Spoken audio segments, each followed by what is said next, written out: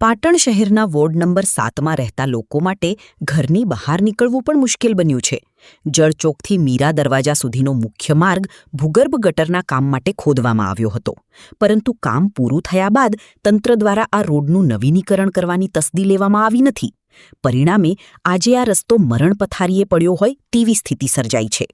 આ વિસ્તારમાં રહેતા વાહન ચાલકો અને રાહદારીઓ માટે અકસ્માતનો ભય સતત તોળાઈ રહ્યો છે. ખાસ કરીને ચોમાસું નજીક હોવાથી ખાડાઓમાં વરસાદી પાણી ભરાવાની અને મચ્છરોના ઉપદ્રવ સાથે રોગચાળો ફેલાવાની ભીતિ પણ સ્થાનિકો સેવી રહ્યા છે.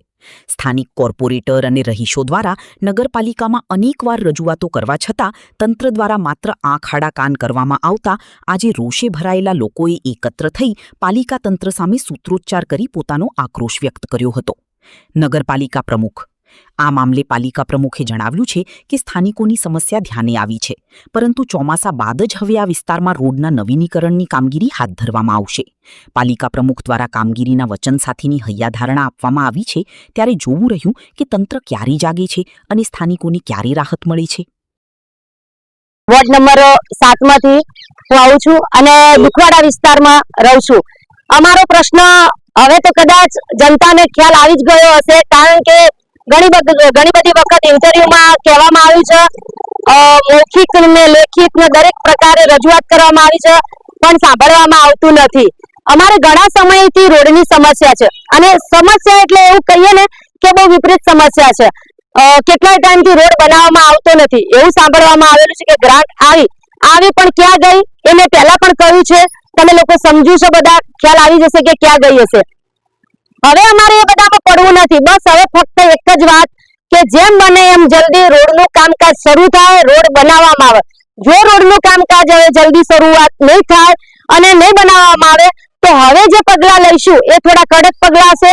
આજુબાજુના અમારા વિસ્તારના દરેક લોકો, પ્રજાપતિ, ઠાકોર, વણકર, આ બાજુ બારોટ, બધા લોકોને લઈ અને નગરપાલિકા જઈ અને હલ્લાબોલ કરવામાં આવશે અને શું કરવામાં આવશે એ તો પછી ખબર પડશે. એટલે આ ધમકી જ ગણજો, હવે વિનંતી નહીં, અને ધમકી જ છે, પણ હવે એવી કાર્યવાહી કરવામાં આવશે કે ત્વરિત તમે પગલા પછી લેશો. એના કરતા એવું ના થાય એ પહેલા તમે પગલા લો તો સારું છે. હું જળચોક દુખવાડા વિસ્તાર વોર્ડ નંબર 7માં આજે રોડની તકલીફ છે ત્યાં અમે બધા ઉભા છીએ. આમ તો અમને એવું હતું કે એકવાર મીડિયામાં આપીએ એટલે તરત એનો પડઘો પડે, બીજી વાર આપીએ પડઘો. અમે આ 10 વાર મીડિયામાં આ દર્શાવ્યું છે. મીડિયાએ અમને બહુ સપોર્ટ કર્યો છે. મીડિયામાં ઘણી વાર એનો પ્રદર્શન કરવામાં આવ્યું છે, પણ એની પણ કોઈ અસર હજુ સુધી દેખાતી નથી. આ 2 ટર્મ પૂરી થઈ, આ રોડની 2 ટર્મ પૂરી થઈ કે પહેલા કહેતા હતા કે ચલો પાઇપો નાખવાની છે, પાઇપો નાખીને રોડ કરશું. રોડ મંજૂર કરી દીધા, પાઇપો આવી નહીં. એ સત્તાધીશો બધા બદલાઈ ગયા, નવા સત્તાધીશો આવ્યા, એમને પણ રજૂઆત કરી, પણ એનું કોઈ અમને પરિણામ મળતું નથી. ઘણી બધી રજૂઆતો કરી છતાં આ રોડ બનાવતા નથી. એનું શું કારણ છે એ કંઈ સમજાતું નથી. કદાચ એવું પણ હોઈ શકે કે આ વોર્ડ નંબર 7 આ વિસ્તાર એટલે અમુક વોટ બેંક કદાચ એ જ અમને હાલ હેરાન પરેશાન કરતું હોય એવું લાગી રહ્યું છે. માટે મહેરબાની કરીને સત્તાધીશોને એક વિનંતી છે કે આ બધું કંઈ હોય નહીં. રાજકારણ તમારું તમારી રીતે રાખો. પ્રજા હેરાન થાય છે, પ્રજાને તકલીફ ના પડે એ સૌથી પહેલી પ્રાયોરિટી તમારી એ હોવી જોઈએ. પાટણના જળચોક ઠાકોર વિસ્તારમાં રોડની જર્જરિત બાબત મીડિયાના માધ્યમ થકી જાણવા મળી છે. તે અંતર્ગત આ રોડ મુકાયેલ હશે તો ચોમાસા પછી તેના નવીનીકરણ